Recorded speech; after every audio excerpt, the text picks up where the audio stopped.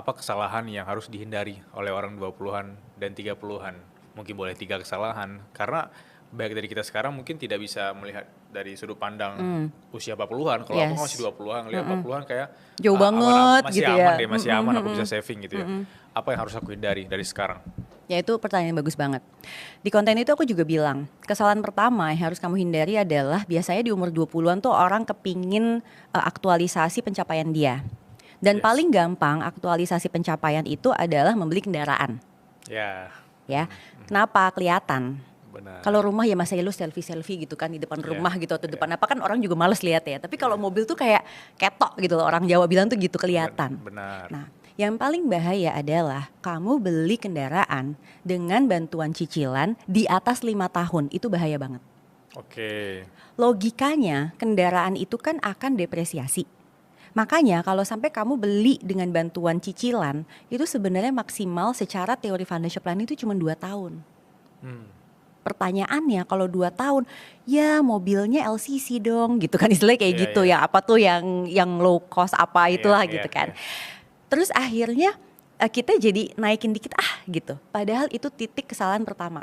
Karena once cicilan kita agak naik di area aset yang depresiatif seperti itu, maka kemampuan saving kita nurun. Benar. Ya dong. Yap. Ya kan? Dan kamu udah kebiasaan ada di situ gitu titiknya. Itu biasanya kesalahan yang pertama. Nextnya adalah saat dia udah mulai bisa punya rumah nih Bilal. Saat dia udah mulai punya rumah, titik kesalahannya adalah, wah ini rumah yang udah gue idam-idamin, gue udah frugal living banget, jadi sekarang gue mau ngisi rumah gue gila-gilaan. Salah.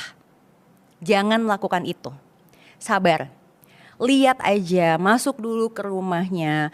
Understand your own lifestyle, kebutuhan kita. Karena sering banget ini kayak ibu-ibu baru melahirkan anak, segala perintilan dibeliin gitu ya, nggak taunya nggak kepake. Tanya deh sama ibu-ibu baru ngelahirin anak pertamanya, udah beli sendok ini apa segala macam, buntutnya nggak dipakai, buntutnya akhirnya dia dapetin tuh yang enak buat dia sama bayinya. Itu sama dengan rumah Bilal, karena everyday we live in that house, kita understand exactly sebenarnya lifestyle kita tuh apa sih. Apa kita orang yang lebih sering di depan sofa, atau kita orang yang memang butuh ada ruang tamu, ruang ini, atau itu semua malah bisa mix apa gimana. Itu akhirnya kita understand apa yang memang kita butuhin. Nah, kalau itu bisa kita redam, biasanya kredit renovasi kita tuh nggak ada.